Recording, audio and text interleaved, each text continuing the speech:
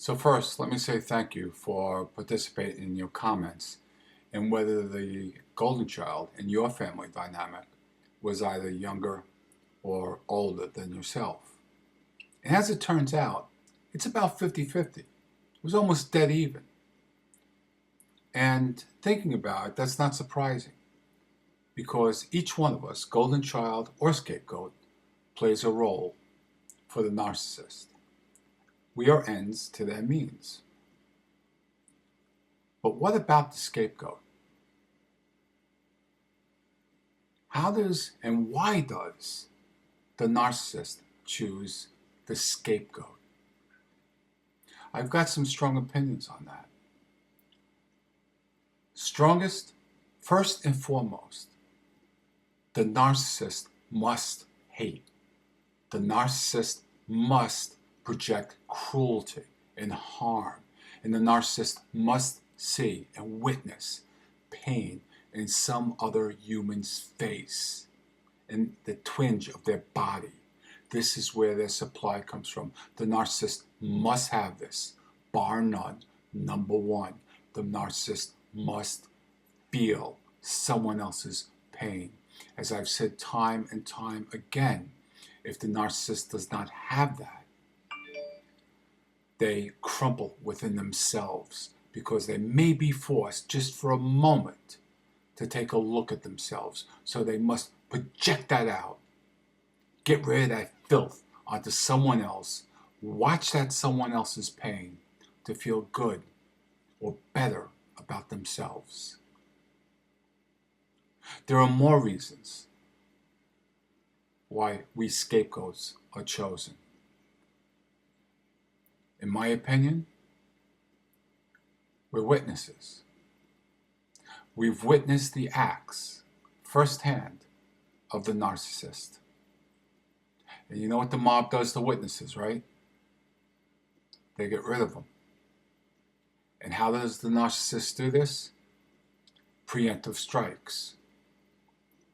Before you, as a witness to the deeds of a narcissist, are able to confess, are able to communicate what is really going on, they must ruin your credibility at all costs. A preemptive strike.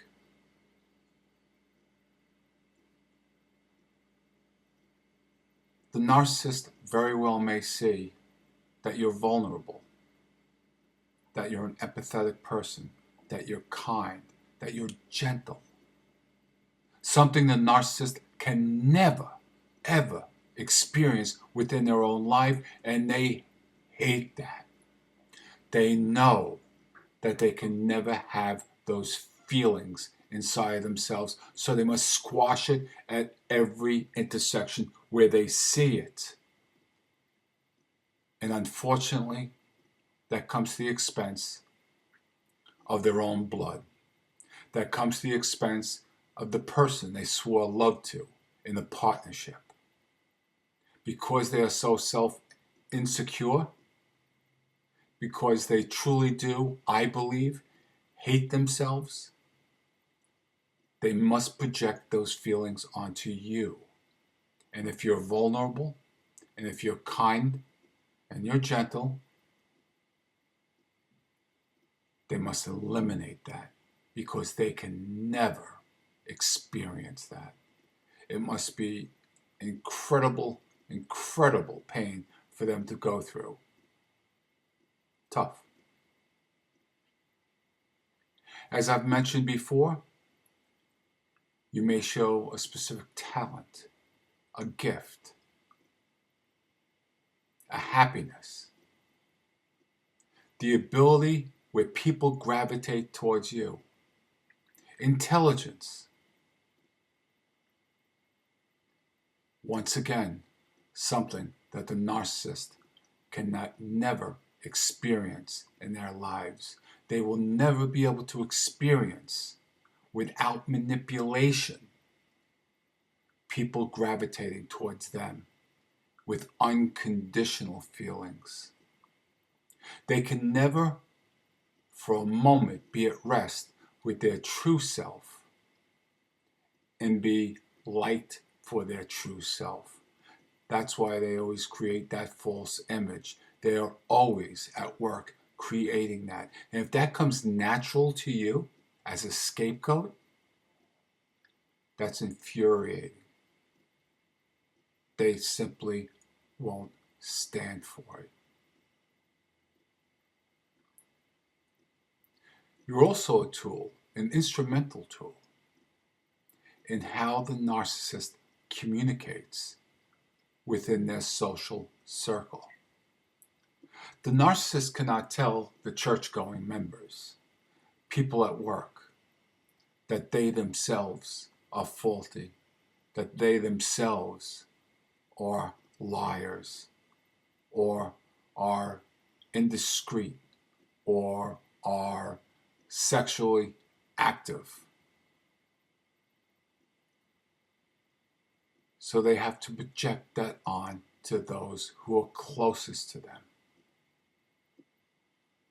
They must take that filth that they feel inside of themselves, and they must place that onto something, and then point at it and say, there's the problem, when the problem in fact lies within themselves. The more that we realize why we have been chosen, or for a better term, targeted to become a scapegoat, is because we are everything that the narcissist can never be. Remember, I talked about in one series in projection. If you want to know what the narcissist is thinking about themselves, listen to what they're saying about others, specifically the scapegoat.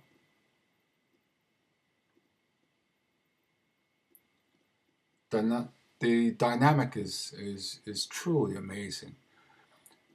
No matter how long I've been doing this, it's still shocking.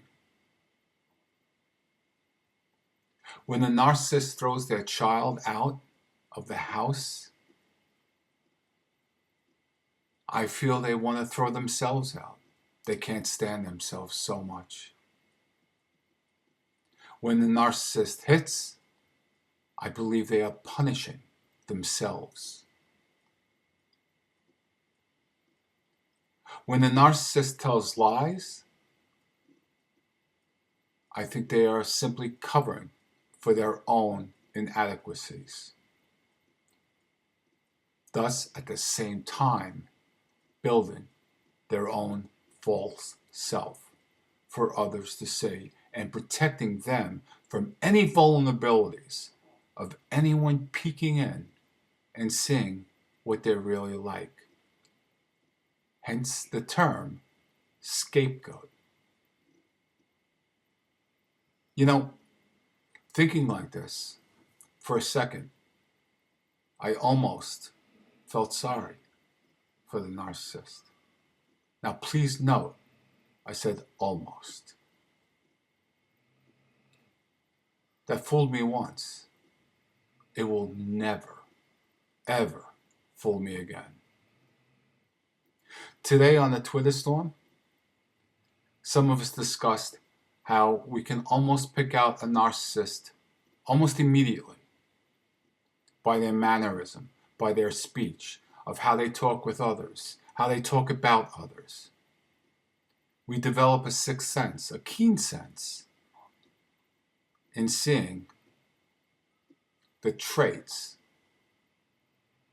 of these sick, mean, cruel individuals. And what is we, scapegoats, what are we left with? We're left in their wake. Because as soon as we're gone, even after we go no contact, they begin their feeding again. They'll still feed off of our bones, off of our skeletons after we're long gone. But they in turn search for new meat, constantly on the hunt for food. supply. You were chosen as the scapegoat because of your good qualities. You were chosen as the scapegoat because perhaps you said, "That's enough. I don't want to be treated like this anymore." And you offered a resistance to the deeds of a narcissist. You may have outed a narcissist without even realizing. If you challenged a narcissist in a public setting, well, you and I both know the result of that. Narcissistic injury, narcissistic rage. Isn't it ironic that because you, a scapegoat, are a kind, gentle, and empathetic person, that you bear the brunt of the twisted, sick, and deranged narcissistic abuse? But because you do have all those qualities, it is why you will, in fact, succeed. It is why that you will come to a fork in the road and determine, are you going to stay a victim of narcissistic abuse, or are you going to take the other path, loving yourself, treating yourself right, and most of all, continuing that path of kindness, of being gentle, of being empathetic, of being a human with true feelings, something the narcissist knows that they can never experience. So they needed to immediately squash your possibilities and future of having any such things. I mean, think about it. Growing up in a narcissistic family, if you were the one to shine, if you were the one to garner attention through your kindness, through being gentle, through being a nice person, where does that leave the narcissist? In the backstage. They can't have that. They've got to continue to feed. They've got to continue to put on that false self. Look, you were chosen to be the scapegoat because of all the good qualities in you. You were chosen by the narcissist to be the scapegoat because of all the horrible, empty feelings in themselves. And that's what it boils down to. And I know which fork in the road you're going to take. I'm starting to feel it now.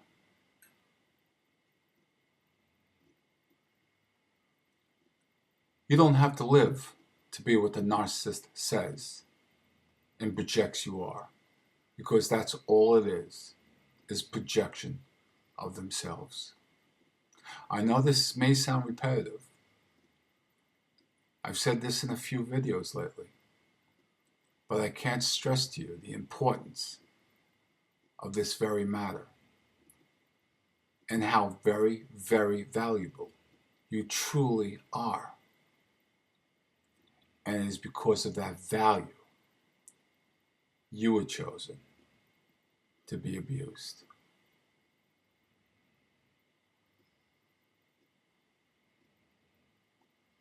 Have some peace in knowing that.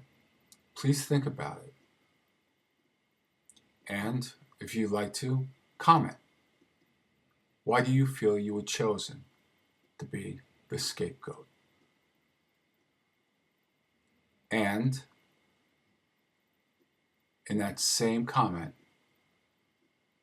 please tell us what you truly feel that you are and what you truly have to offer that the narcissist never had and never will.